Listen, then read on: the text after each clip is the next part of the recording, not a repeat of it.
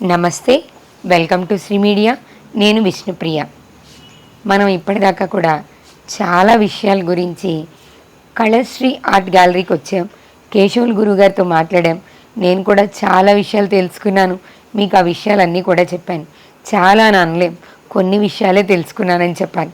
ఎందుకంటే గురువుగారు నిజంగానే ఒక అక్షయ పాత్ర. మనం తెలుసుకోవాల్సినన్ని విషయాలు ఇంకా మనం తెలుసుకుంటూ ఉంటే ఇంకా ఇంకా వస్తూనే ఉంటాయి. అవన్నీ చెప్పే ప్రయత్నం అయితే నేను ఎంతవరకు చేయగలనో లేదో తెలియదు, కానీ కొన్నిటి వరకు మాత్రం చెప్పగలిగాము. ఇప్పుడు ఓ ప్రత్యేకమైనటువంటి విషయంతో, ఓ ప్రత్యేకమైనటువంటి అంశంతో మీ ముందుకు వచ్చాం. కళశ్రీ ఆర్ట్ టెంపుల్లో కేశవులు గురువుగారి సమక్షంలో గురువుగారి స్వయంగా చేసినటువంటి చిత్ర చిదంబర రహస్యం అదేంటి అనేది వివరణ కూడా గురువుగారే ఇస్తారు. ఎలా తయారు చేయబడుతుంది, ఎంతవరకు వచ్చింది, దాని ప్రత్యేకత, ఈ వివరాలన్నీ కూడా తెలుసుకుందాం. అలానే కొంతమంది వ్యూవర్స్ కొన్ని విషయాలు కూడా అడిగారు. సర్వసాధారణంగా మనిషి జీవితంలో వచ్చే సమస్యల గురించి, వాటిని కూడా గురువుగారి సమాధానాల ద్వారా తెలుసుకుందాం. నమస్తే గురువుగారు. నమస్తే. ప్రతిసారి మేము మా ప్రేక్షకులు అడిగిన ప్రశ్నలని అడగడం మొదలు పెట్టడం వల్ల సమయాభావంతో మేము తెలుసుకోవాలనుకుంటున్న అసలు విషయం ఇప్పటిదాకా 2-3 సార్లు అలా పొడిగింపబడింది గురువుగారు, పోస్ట్పోన్ అయిపోయింది. ఈసారి ముఖ్యంగా ఆ ప్రత్యేకమైన అంశంతోనే మేము ముందుకు వచ్చాం. మీరు ఇంతకుముందు చెప్పారు 1-2 వీడియోల్లో, మనం తర్వాత మాట్లాడదాం, చిత్ర చిదంబర రహస్యం. ఆ చిత్ర చిదంబర రహస్యం ఏంటి, అసలు ఆ చిత్రం వెనకాలన్న రహస్యం ఏంటో మా ప్రేక్షకులకు తెలియజేస్తారా? తప్పకుండా. చిదంబర రహస్యం అన్నది ఈనాటిది కాదు, ఏనాటి నుండో వేల సంవత్సరాల నుండి చిత్ అంటే మన మనసుకు సంబంధించి, అంబరం మన మనసు అంత విశాలమైనది, ఆకాశం అంతా. మనిషి ఆశలు కూడా అంతే, ఆకాశం అంతే ఉంటాయి. దానికి అంతు లేదు. ఆది అంతం ఎక్కడుందో కూడా ఎవరికి ఇంతవరకు తెలియదు, తెలుసుకోలేరు కూడా. ఎందుకంటే మనం కేవలం మానవ మాత్రులం. అటువంటి చిత్ర చిదంబర రహస్యం ఒక ఆలయ నిర్మాణము నేను నిర్మించాలని ఒక 60 ఏళ్ల కళ. 60 ఏళ్ల కళ. అది చిదంబరం ఆలయానికి వెళ్ళినప్పుడల్లా ఇటువంటి చిదంబర రహస్యం అది చిత్రముల ద్వారా మనం చేయగలమా? ఎందుకంటే నాకున్న ఏకైక సాధనం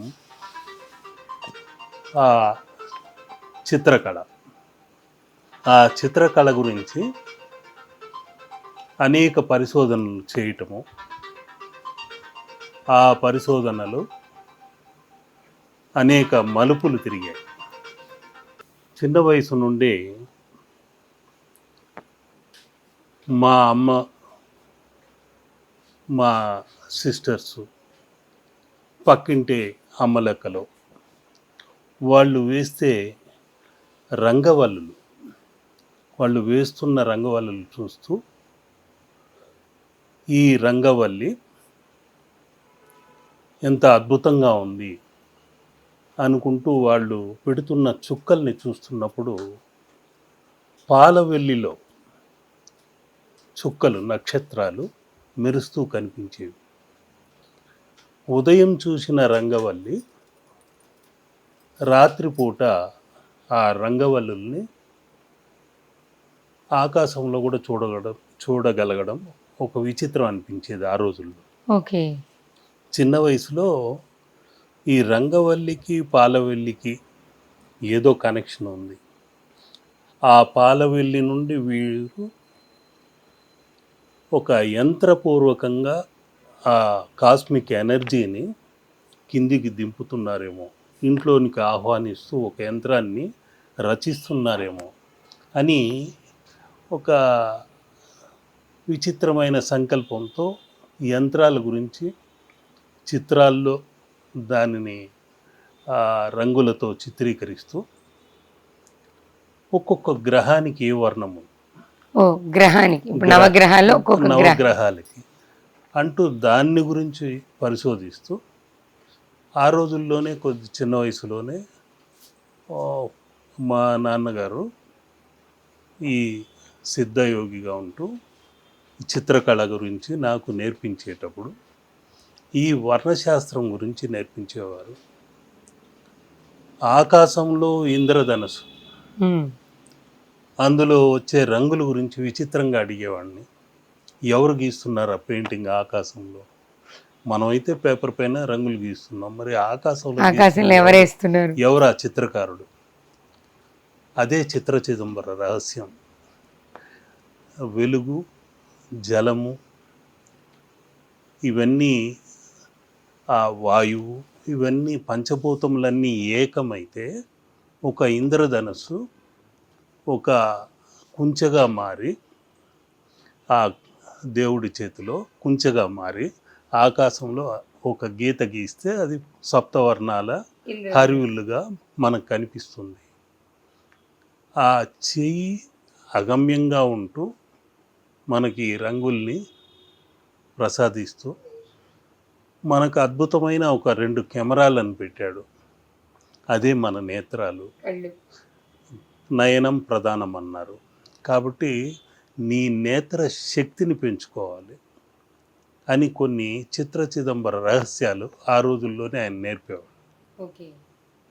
ఒక్కొక్క ఆలయానికి తీసుకెళ్ళడం, పళని కొండకు వెళ్ళడం, అక్కడున్న విగ్రహాన్ని చూపించి, నవపాషాణములతో చేశాడు ఆ సిద్ధయోగి, బోగర్ అనే సిద్ధయోగి. 3000 సంవత్సరాలు జీవించాడు. పళనిలో ఉన్న విగ్రహాన్ని నవపాషాణాలతో చేసిన విగ్రహం అది.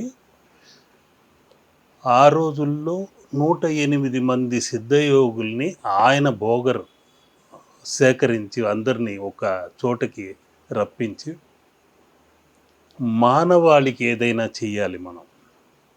ఏదో తిన్నామా, జటాజుటాలు పెంచుకొని తిరిగామా, విభూది రాసుకున్నామా అన్నది కాకుండా రాబోయే తరాలకు మనం ఏం చేయగలం అనే విశాలమైన దృక్పథంతో మానవాళి మొత్తానికి శ్రేయస్సు కోసం, ఆరోగ్యం అనే భాగ్యం కోసం, ఎంతటి భాగ్యం ఉన్నా ఆరోగ్యం లేకపోతే వృధా.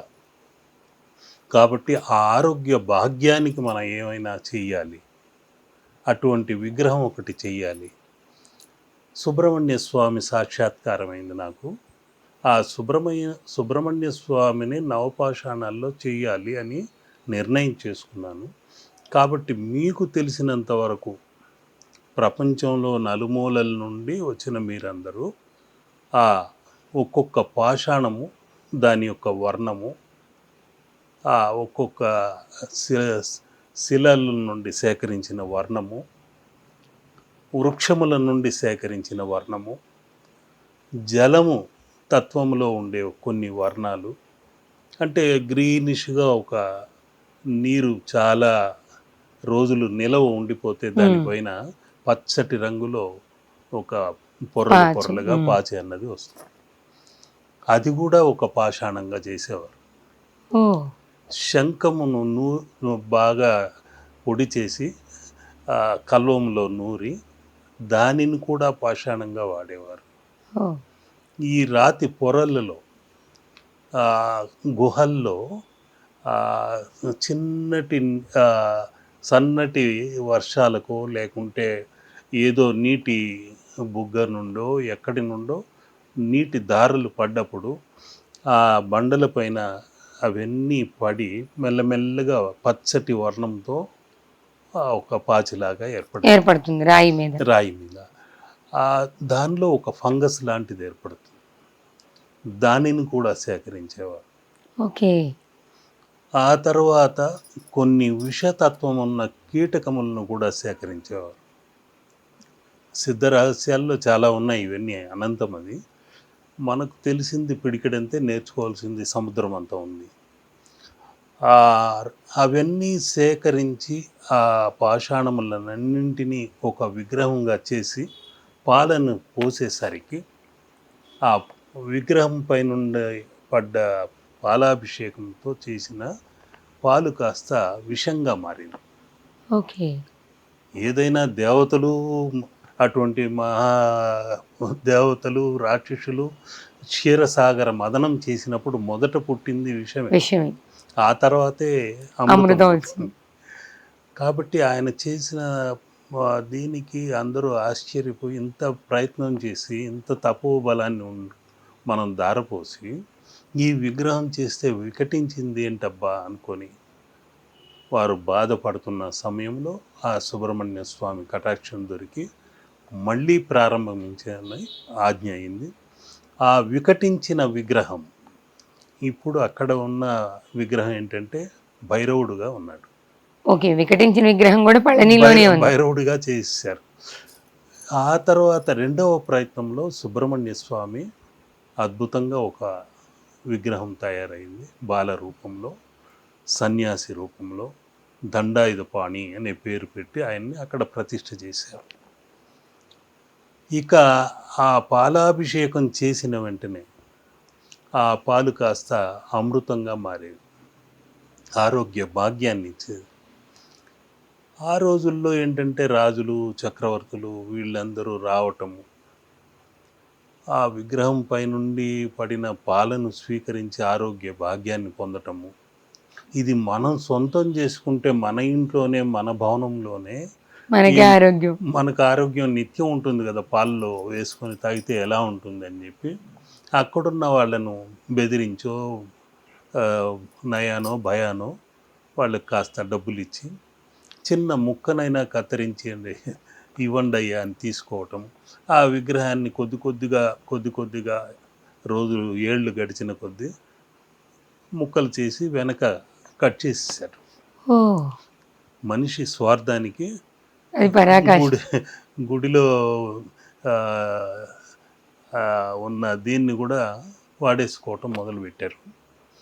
అది మనకు అప్రస్తుతం. అది ఇప్పుడు ఏంటంటే అక్కడ కౌపీన తీర్థము అనేది ఈరోజు పాలాభిషేకం చేసిన తర్వాత ఆ కౌపీనం నుండి ఒక్కొక్క చుక్క పడుతూ ఉంటుంది పాలు. మరుసటి రోజు అదంతా సేకరించి తీసుకుంటే అద్భుతమైన ఆరోగ్యాన్ని పొందడం జరుగుతుంది. ఇప్పటికీ ఆ కౌపీన తీర్థము అని అడిగితే ఇస్తారు. పళనిలో కౌపీన తీర్థం అని అడగాలి. ఆయన కొద్ది రోజుల తర్వాత పంచభూతముల్లో విలీనమైపోవటం ఎలాగన్నది శిష్యులకు నేర్పించి తను అలాగే విలీనమయ్యేవారు.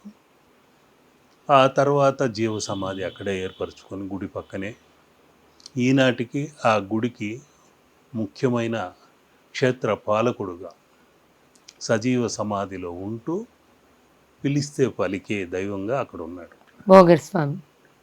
ఆ భోగర్ స్వామి బోగెన్ అనే పేరుతో 1000 ఏళ్ళు చైనాలో ఉన్నారు. అక్కడ ఆయన ఎన్నో వనమూలికలను, మన యొక్క యుద్ధ విద్యలను, అనేక రకాల కరహత అనేది కూడా ఆయనే అక్కడ పరిచయం చేసింది. షావోలిన్ అని అవన్నీ ఉన్నాయి కదా, చైనా మల్ల యుద్ధాలు, ఇవన్నీ ఆయన అక్కడ నేర్పించాడని ఆయనకు ఒక ఆలయం కూడా అక్కడ కూడా ఉంది చైనాలో. ఇవన్నీ చేస్తున్నప్పుడు నాన్నగారితో పాటు వచ్చిన సిద్ధయోగులు, వారి స్నేహితులు మాట్లాడుకుంటుంటే నేను చిన్న వయసులోనే అవన్నీ శ్రద్ధగా ఆలకించేవాడిని. ఇటువంటి విగ్రహం మనం ఎందుకు చేయకూడదు అని అప్పుడు బీజం పడింది మనసులో. ఇవన్నీ విని పళని కుమారస్వామి, ఆ కుమారస్వామిలాగా మనం ఎందుకు చేయలేకపోతున్నాము, చేయగలము. ఆయన ఒక్కడే అందరూ సిద్ధయోగుల్ని రప్పించి చేశాడు. మనం కూడా చేస్తే లోక కళ్యాణం కోసం బాగుంటుంది కదా అనుకునేవాడిని. అంతే, దాని గురించి ఆలోచించటం మొదలుపెట్టాను. మళ్ళీ విచిత్రమైన విషయంలో కొన్ని సంవత్సరాల పాటు ఆ పళని కొండకు వెళ్ళటం, అక్కడున్న సిద్ధయోగులు చెప్పే విధానాన్ని బట్టి కొన్ని సిద్ధ రహస్యాలు బయటకు వచ్చాయి. ఇక్కడున్న విగ్రహం లాంటిదే ఆ రోజుల్లో భోగర్ సిద్ధయోగి మరొక విగ్రహాన్ని తయారు చేసి మనిషికి ప్రళయం వచ్చిన తర్వాత ఈ భూమిని ఖాళీ చేసి ఇంకొక గ్రహానికి వలస వెళ్ళాలి. అప్పుడు మనుషులకు మనం ఏం చేయగలం అనేది ఆ రోజుల్లోనే ఆయన గుర్తించి 3000 సంవత్సరాల క్రితమే నివాస యోగ్యమైన గ్రహం ఒకటి ఉంది. ఆ గ్రహం ఏంటన్నది ఆ సారాన్ని అందరి దగ్గర రాబట్టి ఆ గ్రహమే కుజగ్రహం. కుజగ్రహం భూమి తర్వాత మనిషికి నివాస యోగం. నివాస యోగ్యమని ఇప్పుడు కూడా ఆ మార్సులో కొన్ని వింతలు విడ్డూరాలని కొన్ని ఆకారాలు కనిపిస్తున్నాయని వస్తూనే ఉన్నాయి ఆ ఇమేజెస్ నాసా వారి ద్వారా. ఇది అప్పుడు ఆయన ఆ రోజుల్లోనే ఆకాశ గమనం చేసి అక్కడ ఒక విగ్రహాన్ని తీసుకెళ్ళి ఒక గుహలో పెట్టాడని ఒక సిద్ధ రహస్యం. ఇది రహస్యమే కానీ చెప్పాల్సి వచ్చింది, చెప్పాలి, తెలియాలి, అందరికీ తెలియాలి. ఎందుకంటే నాది అనే స్వార్థంతో, నాకేంటి అనే స్వార్థంతో మనుషులున్న ఈ రోజుల్లో ఆయనకి ఎలాంటి సంసార బంధాలు లేకున్నా కేవలం ఒక కౌపీనంతో విభూది అనే బూడిదని మాత్రం రాసుకొని ఇంత కష్టపడి ఇందరిని సేకరించి ఈ విగ్రహాన్ని ఎందుకు చేశాడు? మానవాళి శ్రేయస్సు కోసం. ఇప్పటికి కాకుండా కొన్ని వేల సంవత్సరాల తర్వాత ప్రళయం వస్తే ఈ మనుషులకు నివాస యోగ్యం ఉండాలి అని సంకల్పం చేసి ఈ విగ్రహాన్ని తీసుకెళ్ళి ఆ మార్స్లో ఒక గుహలో పెట్టాడు. ఇప్పటికీ ఆ విగ్రహం నుండి శ్వేతం పట్టి ఒక్కొక్క బొట్టు ఆ విగ్రహం నుండి కింద పడుతూ ఉంటే అది చిన్న నీటి గుంటగా ఉంది. అక్కడి నుంచి పడుతున్నారు. అక్కడే మార్స్లోనే ఒక నీటి గుంటగా తయారై ఓకే. అది ఈ ఇప్పటి వరకు జరిగిన పరిస్థితి. అది మెల్లమెల్లగా ఒక చిన్న పిల్ల కాలువగా మారి ఆ పిల్ల కాలువ కాస్త నదిగా మారి అది కాస్త మేఘావృతమై మళ్ళీ వర్షించి ఒక భూమి ఏ విధంగా ఉందో ఆ విధంగా అవడానికి మరొక 5000 సంవత్సరాలు 2000 సంవత్సరాలు సమయం తీసుకోవచ్చు. ఇవన్నీ ఆయన ఊహించి చెప్పాడా లేకుంటే జరగబోయేదా అన్నది కాలజ్ఞానం మనకు ఆ రోజుల్లో అంతంత మాత్రమే. కానీ ఆశ్చర్యంగా ఉండేది వింటుంటే. ఆ సిద్ధయోగులు వాళ్ళ సమావేశాల్లో పాల్గొన్నప్పుడు మానవాళి కోసం ఇంత తపించాడా? ఎప్పుడో రాబోయే ప్రళయాన్ని గురించి ఆలోచించి ముందుగా ఊహించి మనుషులకు నివాస యోగ్యం కోసం, భాగ్యం కోసం ఆ మార్స్కి వెళ్ళి అక్కడ పెట్టడం ఏంటి చాలా వింతగా ఉంది. అటువంటి ఆకాశ గమన విద్య మనం నేర్చుకోగలమా?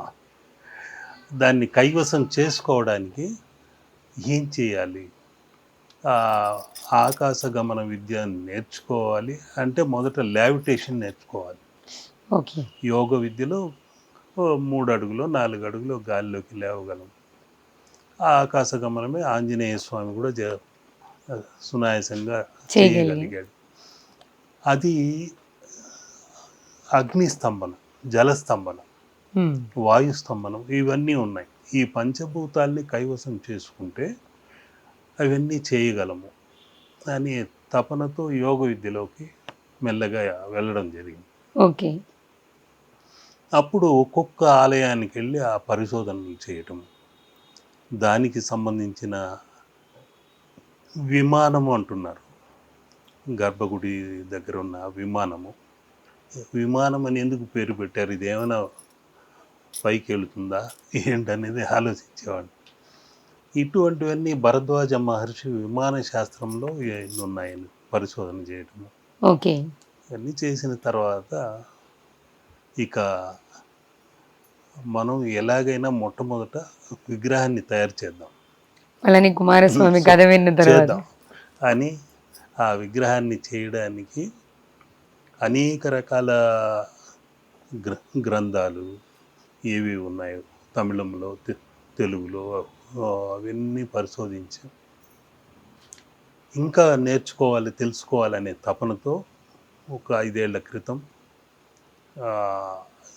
ఇదే గ్యాలరీలో, ఆర్ట్ గ్యాలరీలో దీని గురించి ఆలోచిస్తూ కూర్చున్నప్పుడు హఠాత్తుగా ఒక కుర్రాడు వచ్చాడు. ఓకే. ఒక 30 ఏళ్ళు, 27 ఏళ్ళు ఉండొచ్చు. అడ్డపంచ, విభూది రేఖలు అవన్నీ చూసి తమిళియన్ అనేది అర్థమైంది. బాబు ఏ ఊరు మీది అని అడిగాను. సదరగిరి అన్నాడు. సదరగిరి. సదరగిరి. సదరగిరి అంటేనే బోగరున్న స్థలం. ఓకే. ఈ విగ్రహానికి ఆయన సేకరించిన వస్తువులన్నీ అక్కడే దాన్ని సేకరించి ఒక విగ్రహం చేయడానికి ప్రయత్నం చేసిన స్థలం. ఓ. అక్కడ నుండి వచ్చాడు, భలే దొరికాడు మనకు అనుకున్నా. వెంటనే ఆ అబ్బాయి వెనక్కి తిరిగి చూసి నేనంత సునాయాసంగా మీకు దొరకనండి అన్నాడు. అంటే వచ్చినవాడు సిద్ధయోగి అనేది అర్థమైంది. నీ మనసులో ఏమైతే ఆలోచిస్తున్నానో వెంటనే పసిగట్టి చెప్పటం జరిగింది. దానికి సమాధానం నేను అంత ఈజీగా సునాయాసంగా దొరకను అన్నట్టుగా చెప్పేసరికి నేను ఆశ్చర్యపోయి కూర్చోండి స్వామి అన్న. లేదు ఇందాక బాబు తమ్ముడు అన్నావు కదా, అదేవిధంగా చెప్పండి. మీ ఆత్మ 60,000 సంవత్సరాలు అయితే నా ఆత్మ 40,000 సంవత్సరాలే అని లెక్కలు చెప్పేస్తున్నాడు.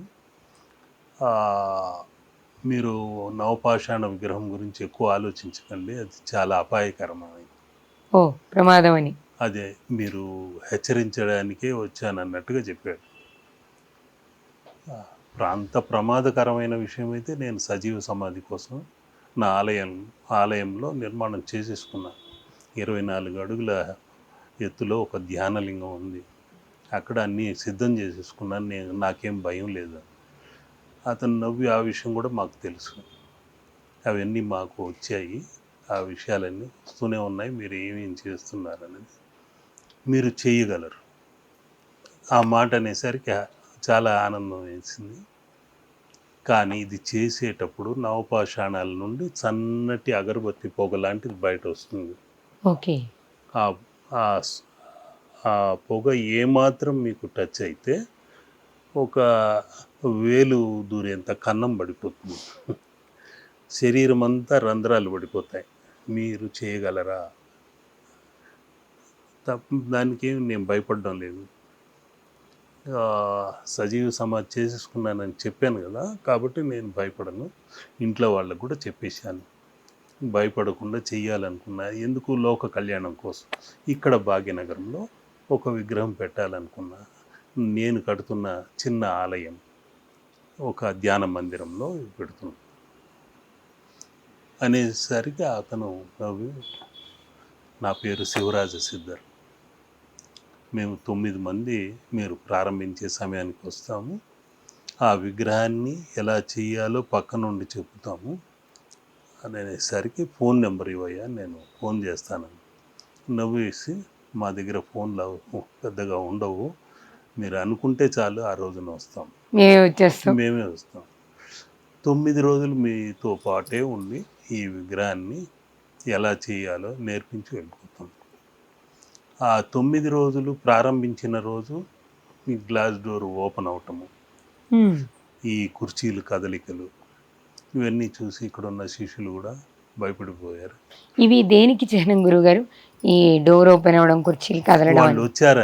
వాళ్ళు వచ్చారు నిరాకారంగా. అవును, నిరాకారంగా, భౌతికంగా కాకుండా వాళ్ళకి నిరాకారంగా రావటము, వచ్చిన వెంటనే ఒక తూనీగ లాంటిది రావటము, విభూది పరిమళము, ఇవన్నీ అర్థమైపోతాయి, చిహ్నాలు.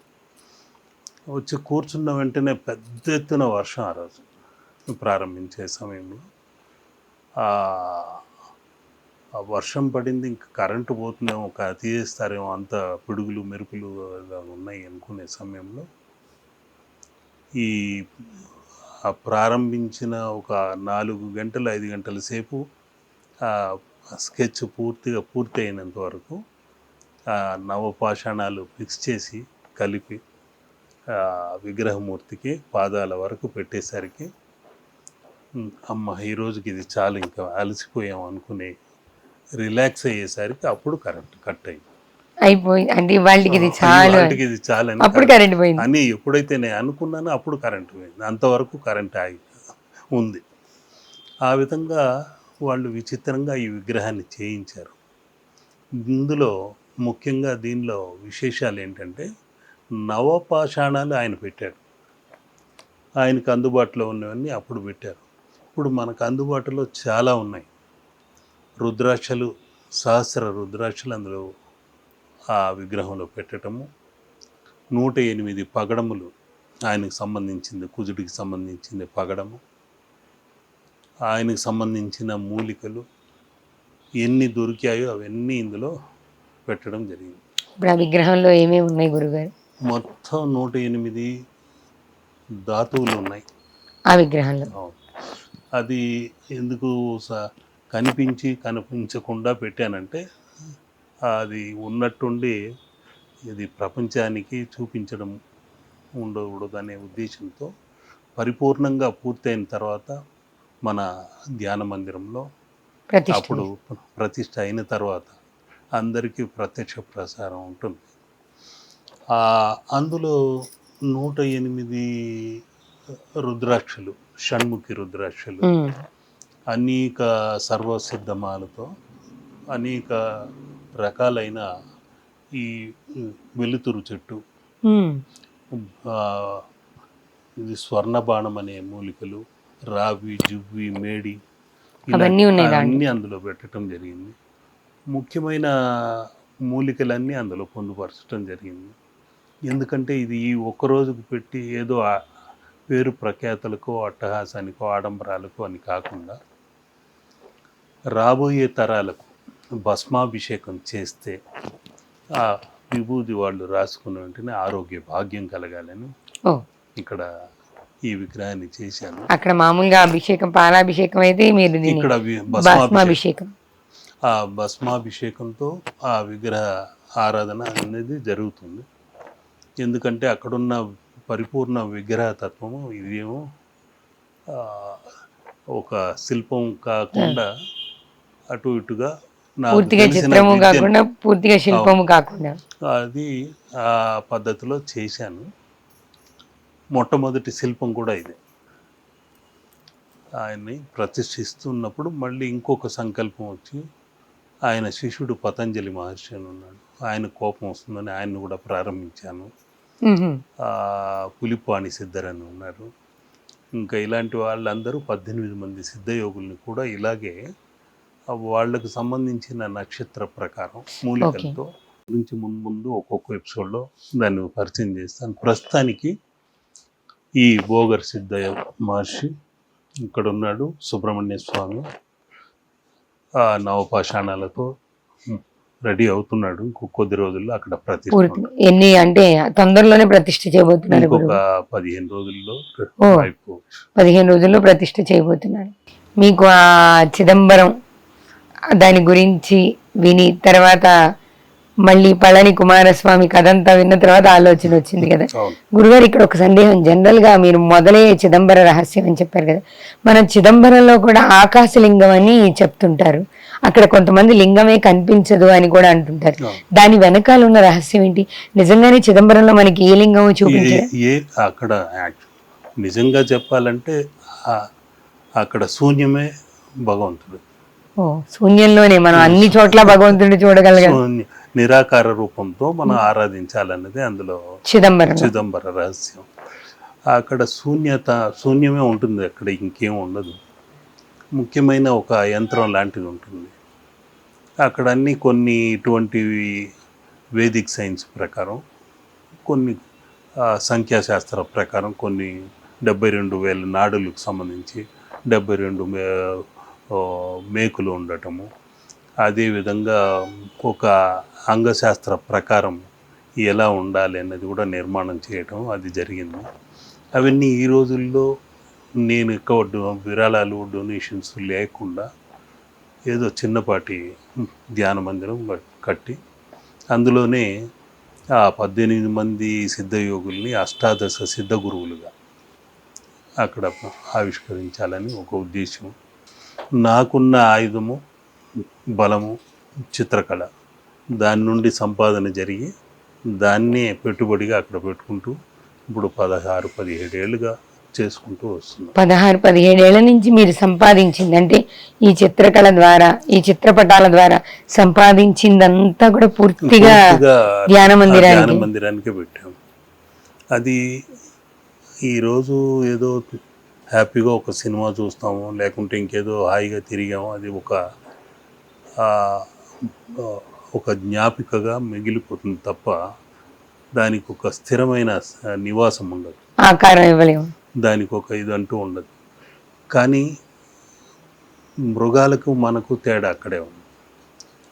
ఏదో తింటున్నాం, బతుకుతున్నాము, పోతున్నాం అన్నట్టు కాకుండా చిరస్థాయిగా మనం ఏదైనా సమాజానికి మంచి చేయాలి.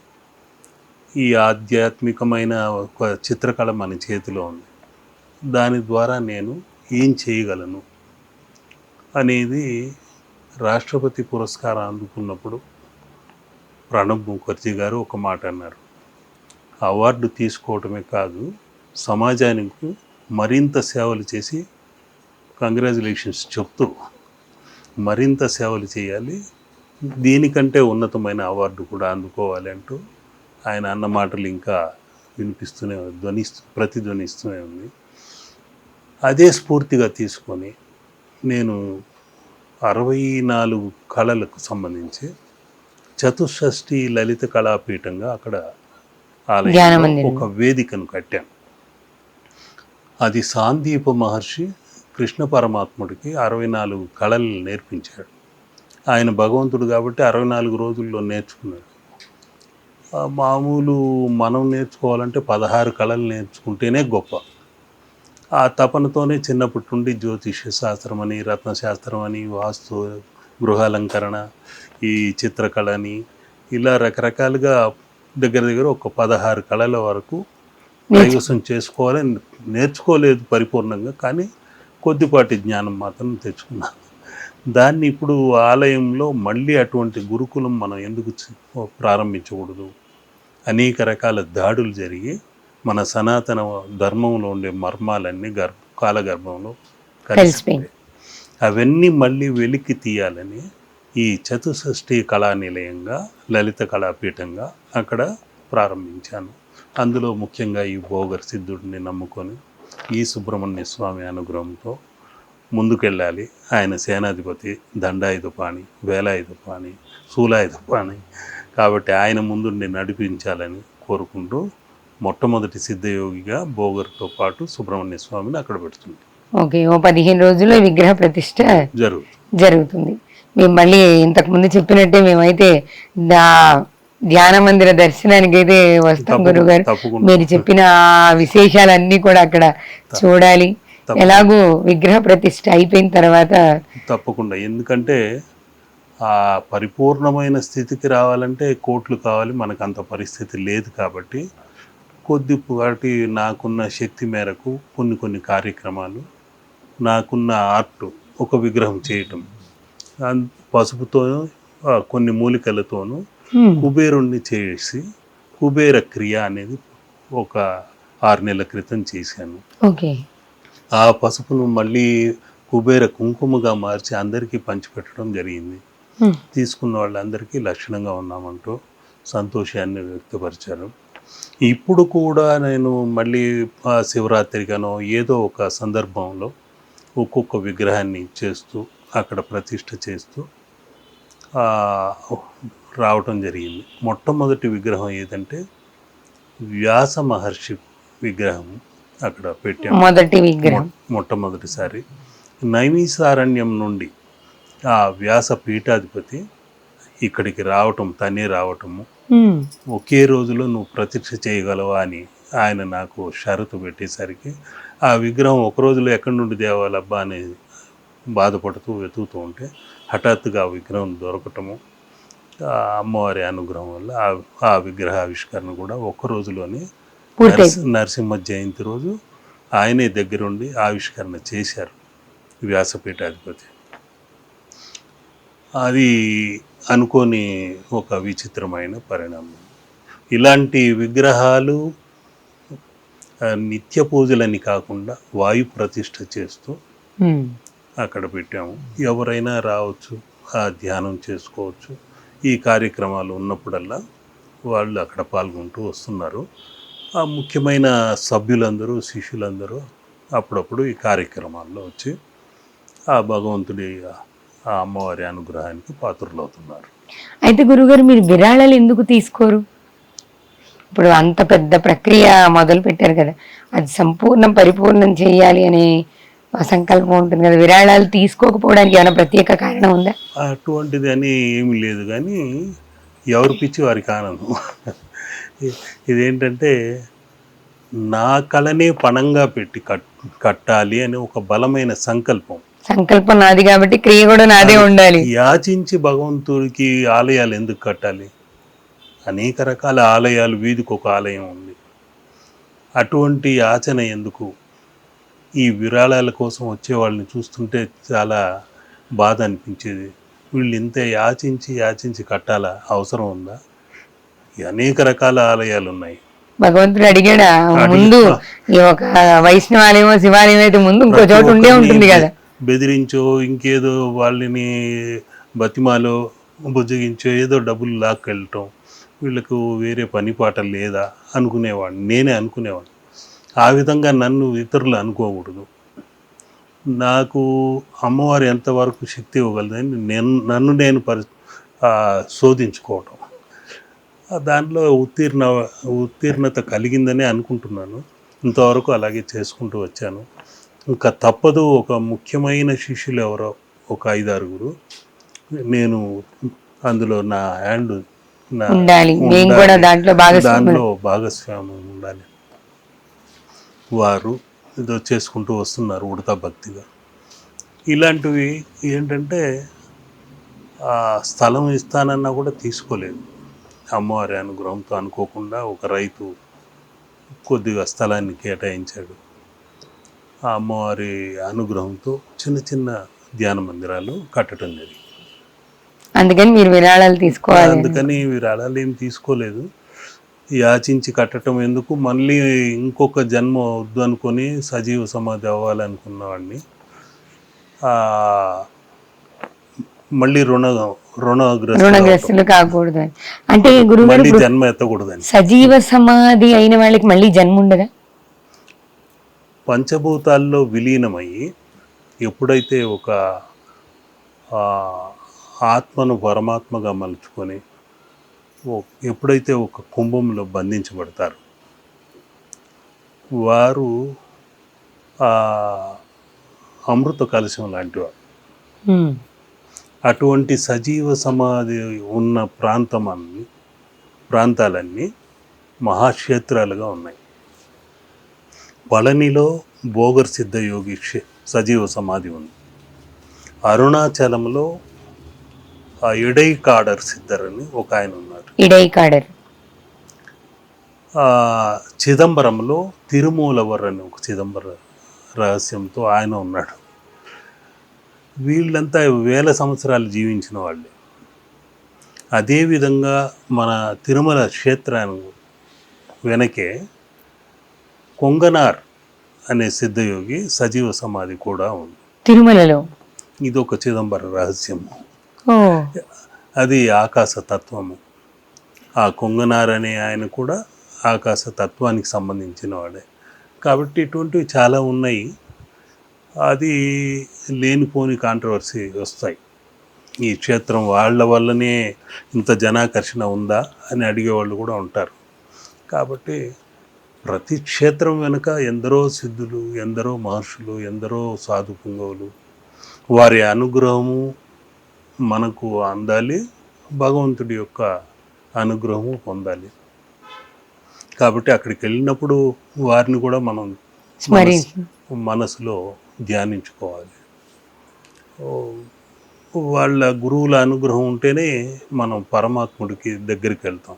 వాళ్ళు సారథి, వారిది అక్కడ దగ్గర తీసుకెళ్ళి మన కోరికలేవో వాళ్ళకి తెలిపేవాళ్ళు కూడా గురువులే. కాబట్టి అందరికంటే ముఖ్యమైన వాళ్ళు ఆత్మబంధువు గురువు ఒకడే. అజ్ఞానం అనే చీకటి నుండి మా విజ్ఞాన మార్గంలో నడిపించేది గురువు. కాబట్టి అటువంటి గురువులకు ఒక నిలయంగా చేయాలనే ఉద్దేశంతో అష్టాదశ గురుపీఠం అని పెట్టాం. అష్టాదశ గురుపీఠం అవి ఇప్పుడు మెల్లమెల్లగా చేసుకుంటూ వస్తున్నాం. కానీ మీ చిత్ర చిదంబర రహస్యం కొద్ది రోజుల్లో పూర్తిగా చూడడానికి మేము కూడా సిద్ధంగా ఉన్నాం గురువుగారు. ఆ చిత్రం వెనకాల మీరు చెప్పిన విశేషం కూడా చాలా విశేషంగా ఉంది. మీరు పళని కుమారస్వామి అనుగ్రహంతో దాన్ని ప్రారంభించి మీరు అనుకున్న స్థాయికి రావడం, తొందరలోనే మేము దాన్ని పూర్తిగా చూడబోవడం నిజంగానే సంతోషం. అయితే గురువుగారు, చాలా మంది ప్రేక్షకులు, మేము ఇంతకుముందు కూడా మనం ఈ మన దేవతా విగ్రహాల గురించి, ఆరాధన గురించి చెప్పినప్పుడు ఇంకా కొన్ని ప్రశ్నలు మమ్మల్ని కామెంట్ రూపంలోనూ మళ్ళీ పర్సనల్గా కూడా అడిగారు. వాటిలో కొన్నిటిని ఇప్పుడు మీ ముందు పెడుతున్నాం అనమాట ప్రేక్షకుల తరపున. సర్వం ధనమయం, లక్ష్మీమయం. మనమైతే లక్ష్మీమయం, మీ భాషలో లక్ష్మీమయం, సామాన్యుల భాషలో ధనమయం అని అంటారు. డబ్బు కావాలి, వద్దని వాళ్ళు ఎవరు లేరేమో ప్రపంచంలో. ఏ మానవుడు డబ్బు వద్దని అన్నాడు. అయితే అలాంటి డబ్బుకు నిలయమైన లక్ష్మీదేవి అనుగ్రహం పుష్కలంగా ఉండాలి. మనం సంపాదించింది పోకుండా ఉండాలన్నా, సంపాదన పెరగాలన్నా మనం చేయాల్సిన పద్ధతులు ఏమైనా ఉన్నాయా? మంత్రం ద్వారా కానీ, లేకపోతే ఇంట్లో మనం చేసే పరిహారాలు లాంటివి ఉన్నాయా? ధనం అనే ఇంధనం లేకుంటే ఈ జీవనం నడవదు, వాహనం నడవదు. కాబట్టి ఆ ధనం అనే ఇంధనము తప్పనిసరిగా ప్రతి ఒక్కరికి కావలసిన ముఖ్యమైన మూల వస్తువు. ఈనాటిది కాదు, ఏనాటి నుండో మనిషి ధనం వెనుక పరిగెడుతూనే ఉన్నాడు. దానిలో కొందరు ఒక తప్పుడు మార్గంలో వెళ్ళి సంపాదించేవారు ఉన్నారు, కొందరు కష్టపడి సంపాదించేవారు ఉన్నారు, కొందరు వారి ప్రతిభతో, వారి యొక్క కళతో మెప్పించి మహానటులయ్యి సంపాదించిన వారు ఉన్నారు, కళాకారులు ఉన్నారు, చిత్రకారులు ఉన్నారు, సంగీత వాగ్గేయకారులు ఉన్నారు, ఇలా అనేక మంది ఉన్నారు.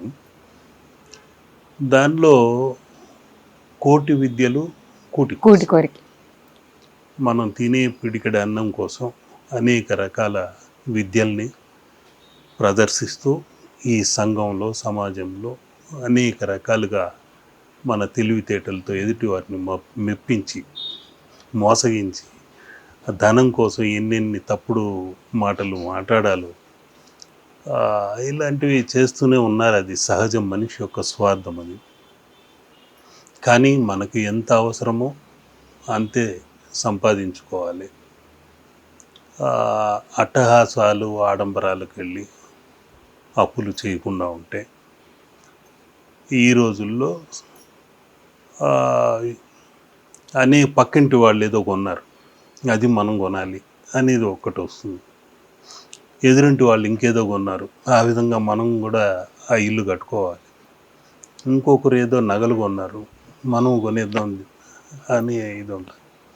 ఇవన్నీ ఏంటంటే ఒకరిని చూసి ఒకరు ఆ మాయలో పడి వారితో పోల్చుకొని అలా ఉండాలి, ఇతరులతో పోల్చుకుంటూ ఉన్నదానికంటే ఎక్కువ సంపాదించుకోవాలనే ధనదాహంతో పరుగులు తీస్తూ బోల్తా పడేవారు ఉన్నారు. కొందరు సంపాదించుకుని గట్టెక్కిన వాళ్ళు ఉన్నారు. కాబట్టి ధనం అనే ముఖ్యమైన ఆ సిరుల తల్లి కటాక్షం మనకు కలగాలి అంటే లక్ష్మీ కుబేర చిత్రం పెట్టి ఆరాధించుకోవచ్చు. లక్ష్మీ కుబేర చిత్రం. ఆ కుబేరుడి పైనే అమ్మవారు ఉంటుంది, ధనవర్షం కురిపిస్తూ. ఆ కుబేరుడి చేతిలో ముంగీసు ఉంటుంది, రుణదోషాలని తొలగించే, సర్పాన్ని కత్తిరించేలాగా. ఆయన పక్కనే ఒక ఇంటిని ఎప్పుడూ కళకళలాడుతూ ఉండేలాగా చేసే చిత్రలేఖ ఉంటుంది. అది కాకుండా ఆయన పాదాల దగ్గర అశ్వము ఉంటుంది, లక్ష్మితో పాటు ఆవిర్భవించిన అశ్వము, ఆయన వాహనం అది. ఇవన్నీ కాకుండా ఒక లక్ష్మీ కమలంలో మత్స్య యంత్రం ఉంటుంది. ఆ మత్స్య యంత్రంతో కింద కుబేర యంత్రం ఉంటుంది. ఆ కుబేర యంత్రం పక్కకే నవనిధులు ఉంటాయి. ఆ నవనిధుల్లో మకర నిధి ఉంటుంది. ఆ మకర నిధి, మకరము అంటేనే మొసలి. ఆ మొసలి ఎలా పట్టుకుంటుందో అంత బలంగా మకర నిధి పట్టుకుంటే తరతరాలకు తరగనటువంటి వరాలను ఇచ్చేది. ఓ, అటువంటి మకర తత్వంతో మకర నిధి ఉంటుంది. ఇవన్నీ ఆ ఉద్దేశంతోనే నేను చిత్రించేటప్పుడు ఈ చిత్ర చిదంబర రహస్యాన్ని అన్నింటిని పొందుపరిచి ఆ ఓం విట్టేశ్వరాయ నమః, విట్టేశ్వర. ఓం బ్రాం బుధాయ నమః, ఓం వైశ్రవణాయ నమః అని ఈ మంత్రాలని పఠిస్తూ ఆ త్రిమధురం నైవేద్యంగా పెట్టి ఆయనకు ఆ యక్షులు యక్షపురుషుడు కాబట్టి వాళ్ళకి ఇవ్వాల్సిన నైవేద్యం సమర్పించి ఉత్తర దిశగా కూర్చొని ఆ చిత్రరచన చేసి ఆ తర్వాత ఇస్తూ ఉంటాను. ఇప్పుడు అటువంటి కుబేరుడి చిత్రము మన కళ్ళ ముందే ఒకరు తీసుకోవటము, యాదగిరి గుట్ట సమీపంలో ఒకరు ఆ సువర్ణంతో ఒక గిరి అని పెట్టి ఒక ఆలయం కూడా పెట్టారు. వారి పేరు మనం ఇప్పుడు వాడకూడదు. ఇక్కడ నుండి కుబేరుడు చిత్రం తీసుకెళ్ళి అనేక రకాల వాళ్ళు బ్రాంచెస్ కూడా పెట్టి ఒక ఆలయ నిర్మాణం గొప్పగా చేసి మరొక తిరుమల కొండలాగా మనకు తీసుకొచ్చారు. భాగ్యనగర వాసులకు మంచి అవకాశమే కలిగింది. ఇలాగా నేను ఆ కుబేరుడు చిత్ర రచన చేసి ఇచ్చిన వాళ్ళకందరికీ అత్యద్భుతంగా వాళ్ళకి మంచి మార్పులు కలిగాయి. అంతేకాకుండా పూర్వజన్మ పుణ్యఫలం కూడా ఆ చిత్రం పెట్టుకున్న వెంటనే ఏదో ధనవర్షం కురుస్తుందని కాదు, మన వంతు కృషి కూడా ఉండాలి. అప్పుడు సంపాదన అనేది జరుగుతుంది, అమ్మవారి కటాక్షము కలుగుతుంది. ఇప్పుడు మనం ఈ కుబేర చిత్రాన్ని పెట్టుకునే స్తోమత లేదనుకోండి, సర్వసాధారణంగా ఉన్న వాళ్ళకి ఏమైనా పరిహారాలు లాంటివి ఉంటాయా గురుగారు? అంటే ఇంట్లో చేసుకోవడానికి వీలుగా. మీరు ఏమి అంత ఎక్కడికో పరుగులు తీయాల్సింది లేదు, చిత్రం కొనాల్సింది లేదు. మీ హస్తమే మీకు లక్ష్మీకరం, మీ కరమే మీకు లక్ష్మీకరము. ఆ లక్ష్మీకరంతో ఇలాగ అనుకుంటే చాలు. ఇది లాభకరి శుభకరి, 2 ఏనుగులు ఉంటాయి లక్ష్మికి అటు. ఆ విధంగా అనుకుంటూ ఆ శుభకరి అనే శుభాలు నీవు తల్లి, లాభకరి లాభాలు నీవు తల్లి, శ్రీకరి ఇలా 2 చేతులు జోడిస్తే లక్ష్మి ఎక్కడో లేదు. ఈ జోడించిన చోటే మన హృదయ స్థానము వక్షస్థలంలో ఉంది. ఆ వక్షస్థల నివాసిని శ్రీహరికి శ్రీవస్థలగా ఉంది లక్ష్మీ తల్లి. ఆ తల్లి అనుగ్రహం కలగాలి అని కోరుకోవాలి. ఈ ముద్ర చేయాలి. ఇది కుబేర ముద్ర అంటారు. ఇది కుబేర ముద్ర. ఈ 2 వేళ్లను ఇక్కడ నొక్కి పట్టి ఈ 3 వేళ్లను ఇలా పెట్టి మనం ముంగీస ఆకృతిలో చూస్తూ నోట్లను లెక్కిస్తే ఎలా ఉంటుందో ఆ విధంగా ఈ 3 వేళ్లను ఇలా అంటూ లక్ష్మీ కటాక్షం కలగాలి. ఇది కుబేర ముద్ర. కుబేర ముద్ర ఇది చేసుకుంటూ ఉండాలి. ఈ 3 వేళ్లే ముఖ్యమైనవి. మనం పెన్నుతో రాయాలన్నా సరస్వతి కటాక్షం, లక్ష్మీ కటాక్షం, శక్తి కటాక్షం, ఈ 3 శక్తులు మన చేతిలోనే ఉన్నాయి, మన కరములోనే ఉంది సర్వం. ఇలా చేసుకోవచ్చు. ఇంకా మనం మామూలుగా మన ఇంటి ముందు రంగవల్లులు గీయటము చెప్పాను ఇందాకే.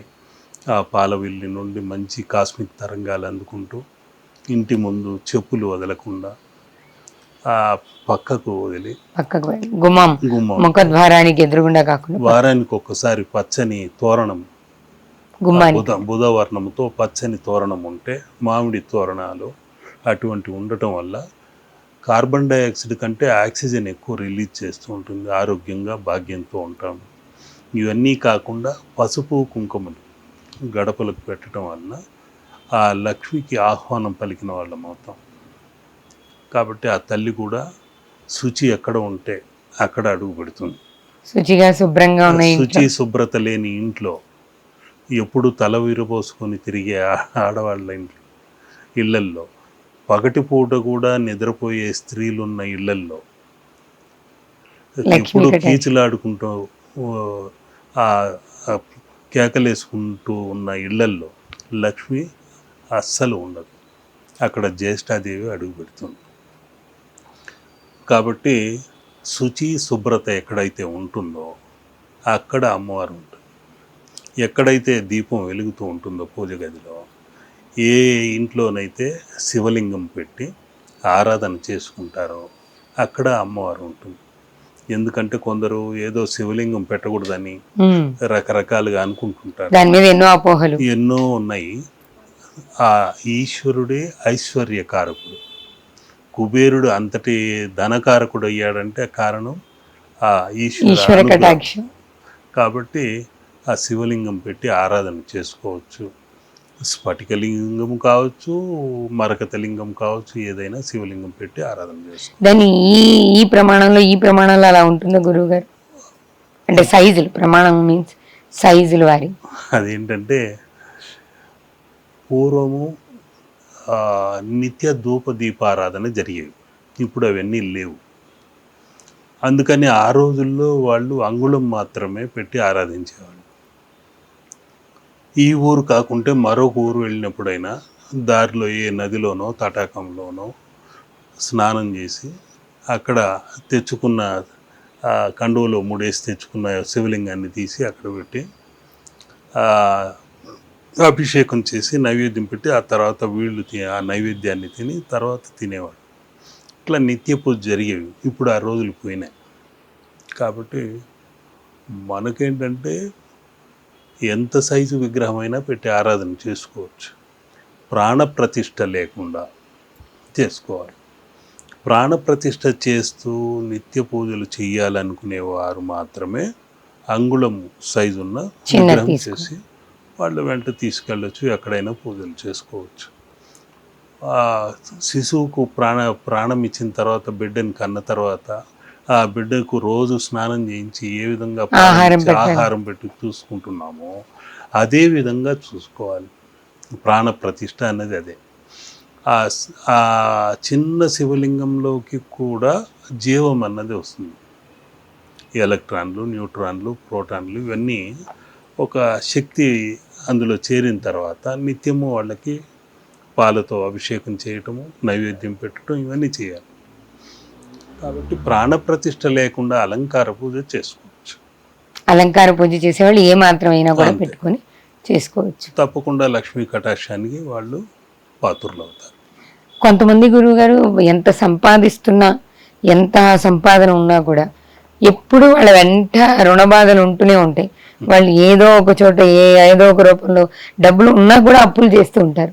అది కూడా పూర్వజన్మ ఫలం కావచ్చు. కానీ ఒకవేళ అసలు మనం మానవ ప్రయత్నంతో రుణ బాధల నుంచి విముక్తులు కావాలంటే ఏం చేయాలి? ఇది కూడా మా వాళ్ళు చాలా మంది నన్ను పర్సనల్ గా కూడా అడిగారు మిమ్మల్ని అడగమని. అప్పు చేయటం మహా తప్పు. మొదటి తప్పు అది. ఆ తప్పు చేసి ఒక తప్పుకు మరొక తప్పు చేయటం, మరొక మెప్పు కోసం, గొప్ప కోసము ఇవి చేస్తూ అప్పులు వడ్డీలు కట్టలేక కొందరు ఊరు వదిలి పారిపోవటము, లోకాన్ని వదిలి వెళ్ళిపోవటము ఇటువంటివి చేసుకుంటుంటారు. మొదట మన శక్తి ఎంతో అంచనా వేసుకోవాలి. అప్పు తీర్చగలమా అనేది మన శక్తి ఏంటో తెలుసుకోవాలి. ఆ తర్వాత అప్పు తీసుకోవచ్చు, ఆ రుణం క్లియర్ చేసుకోవచ్చు. మొదటి తప్పు ఏంటంటే ఎదురింటి వాళ్ళు ఇందాక అన్నట్టు ఎదురింటి వాళ్ళు బాగున్నారు, వీళ్ళు బాగున్నారు, వాళ్ళు అది కొన్నారు, ఇది కొన్నారు, మన ఇంట్లో ఇవి లేవు, అవి తెచ్చుకోవాలి, ఇవి తెచ్చుకోవాలి అంటూ గొప్పల కోసమో మెప్పుల కోసమో వెళ్ళి తప్పులు చేస్తుంటారు, అప్పులు చేస్తుంటారు.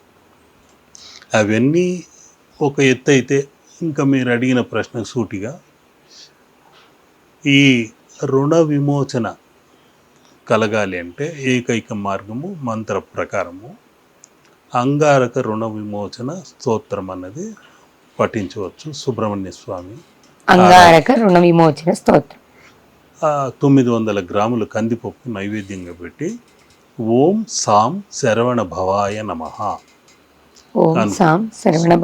అనుకుంటూ ఆ కందిపప్పును నైవేద్యంగా చూపించి అది గోవులకు నానబెట్టి అందులో కాస్త బెల్లం వేసి తినిపిస్తూ రుణములన్నీ తీరిపోవాలి, మా అప్పులు తొందరగా త్వరగా అని కోరుకుంటూ ఆ గోమాతను వేడుకోవాలి. వేడుకున్న తర్వాత తోక భాగం దగ్గర దండం పెట్టుకొని లక్ష్మీ కటాక్షం కలగాలి, మేము ఇతరులకు ఇలా ధన సహాయం చేసేలా ఉండాలి, కానీ ఇలా యాచించకుండా చేయి తల్లి అని కోరుకోవాలి. అది ముఖ్యమైన. ఇది అంటే మంగళవారం చేయాలి అలా ఏమన్నా ఉందా గురుగారు? శనివారం చేస్తే ఉత్తమం. మంగళవారం నైవేద్యంగా పెట్టిన కందిపప్పు అలాగే పక్కకు పెట్టి శనివారం రోజున గోవుకు తినిపించమని తప్పకుండా మంచి ఫలితం ఉంటుంది. ఎన్ని వారాలు చేయాలి? మా వాళ్ళు ఇవి కూడా అడుగుతారు, ఎన్ని వారాలు చేయాలి వెంటనే కింద ఎందుకు అడగలేదని. అమ్మవారు వచ్చి శుక్ర లక్ష్మి కాబట్టి 15 వారాలు, 24 వారాలు, 42 వారాలు, 60 వారాలు, ఇలా 6 సంఖ్య వచ్చేలాగా కూడితే 6 వచ్చేలాగా ఉంటే మంచిది. ఈ శుక్ర అనుగ్రహం కూడా కలుగుతుంది. ఆ శుక్ర అనుగ్రహం కలిగితే రాక్షసంగా పోరాడి అప్పులు చేయకుండా కష్టపడి సంపాదించుకుంటారు. ఆయన రాక్షస గురువు కాబట్టి, శుక్రుడు కాబట్టి ధనం అనే దానికోసం మనకున్న స్తోమత ఏంటో గుర్తించి ఆ తర్వాత అప్పు తీసుకోవాలి.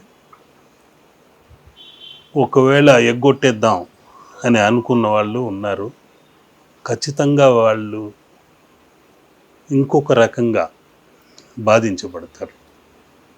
10,000 ఎగగొట్టినందువల్ల వాళ్ళకి అబ్బా తప్పించుకున్నాం, ఇంకా అడగలేక వదిలేసారులే అనుకుంటారు, కానీ ఆ మరుసటి రోజే వాళ్లకు కాలు విరగటము, చేతులు విరగటము, లేకుంటే ఇంకో కిడ్నీ లివరో ఏదో ఆ 10,000కు బదులు ₹1,00,000 ఖర్చు అవటం, హాస్పిటల్లో పెట్టడం జరుగుతుంది. 10 100 రెట్లు కూడా కావచ్చు.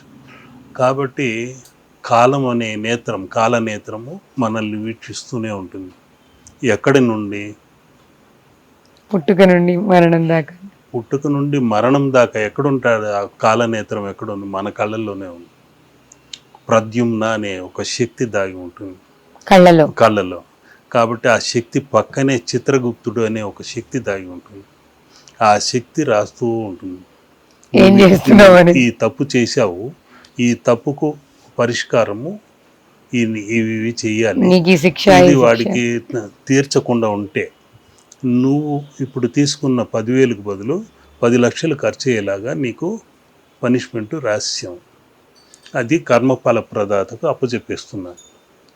ఆ చీకటి నల్లటి కనుపాపల్లోనే ఆ శనీశ్వరుడు కర్మ ఫలప్రదాత చూస్తూ ఉంటాడు. ఆ కర్మని ఎప్పుడు ప్రసాదించాలో అప్పుడు అనుగ్రహిస్తాడు. అందుకే ఎవ్వరు చూడట్లేదని, ఎవరికి తెలియట్లేదు, ఎవరు మనల్ని చూడటం లేదు, సీసీ కెమెరాలు లేదు కదా అనుకుంటారు. అసలు ఎవరికి తెలియట్లేదని. సీసీ కెమెరాలు మన కళ్ళల్లో ఉన్నాయి. ఇదైతే నిజంగానే అద్భుతమైన విషయం గురువుగారు. ఎవరు చూడట్లేదు, ఎవరికి తెలియట్లేదు, మనం ఎవరికంటా పడట్లేదంటే మన కంట్లోనే మనం పడుతున్నాం అన్న విషయాన్ని ప్రపంచానికి తెలియదేమో. విశ్వనేత్రం అనే ఒక ముగ్గు ఉంది. ఇంకొక ఎపిసోడ్లో మీకు దాని గురించి వివరించి చెప్తాను. ఆ ముగ్గును వేసుకోవటం వల్ల మనకు 3వ నేత్రం కూడా తెరుచుకోవటం జరుగుతుంది. అది ఇంకొక ఎపిసోడ్లో తెలుసుకుందాం. తప్పకుండా గురుగారు. ఫైనల్గా ఒక్క ప్రశ్న, మా వాళ్ళు ఇంకొక ప్రశ్నతో దీంతో ముగించేస్తాం. మేము ఎంత ప్రయత్నిస్తున్నా కూడా, ఇది ఇక్కడ డబ్బుతో సంబంధం లేకుండా, వాళ్ళు ఏదైనా ఒక కార్యక్రమం కోసం కానీ, లేకపోతే ఒక ఉద్యోగం కోసం కానీ, ఏదైనా ఒక సంకల్పం చేసుకొని ధార్మికంగా ఎంత ప్రయత్నిస్తున్నా కూడా ఫలితం రావట్లేదు. అది ఎందువల్ల అలా జరుగుతుంటుంది? అలా కాకుండా మేము అనుకున్నది దక్కాలి అంటే ఎలాంటి ప్రయత్నాలు చేయాలి? ఏమన్నా పూజ కానీ ఇలాంటివి ఏమన్నా ఉన్నాయా? అంటే వాళ్ళ ఒక ఉద్యోగ అభివృద్ధి కావచ్చు, వ్యాపార అభివృద్ధి కావచ్చు, లేకపోతే వాళ్ళ ఉన్నతి అభివృద్ధి విద్యలో కావచ్చు, వాళ్ళ ప్రయత్నం పదే విఫలం అవుతూ ఉంటుంది. అలా విఫలం కాకుండా ప్రయత్నం సఫలమై అనుకున్నది సాధించాలి అంటే ఏం చేయాలి? ఏ పని సాధించాలన్నా జీవితంలో ఒక గురువు ఆదర్శంగా తీసుకోవాలి. మామూలుగా అంటుంటారు కదా, గైడు, ఫిలాసఫరు అన్ని వాళ్ళే అన్నట్టుగా వాళ్ళు అనుకుంటూ వెళ్తుంటారు. ఆ విధంగా ఎవరినైనా ఒక మార్గదర్శకంగా మనం తీసుకోవాలి. మొదట ఒక గురువుని ఎన్నుకోవాలి. ఆ గురుబలం మనం పొందాలి. దానికి ఏం చేయాలి అని అది ఆలోచించాలి. గురువు కటాక్షం లేకుంటే వారికి విద్యలో రాణించరు. అది ఏ విద్య కావాలి, అది గాత్రం కావచ్చు, చిత్రం కావచ్చు, శిల్పం కావచ్చు, ఇంకేదైనా ఏ విద్య అయినా సరే. ఉద్యోగంలో ప్రమోషన్ రావాలన్నా, ఉద్యోగం దొరకాలన్నా కూడా వారికి గురుబలం ఉండాలి. లేకుంటే వచ్చిన ఉద్యోగం 3 రోజులే ఉంటుంది, ఊడుకో. దానిలో ఇటువంటి ఆటంకాలు ఉంటాయి. కాబట్టి వాళ్ళు రాణించాలంటే ఆ గురుబలం కావాలి. ఆ గురుబలం కావాలంటే దక్షిణామూర్తి చిత్రం పెట్టి అయినా ఆరాధించుకోవచ్చు.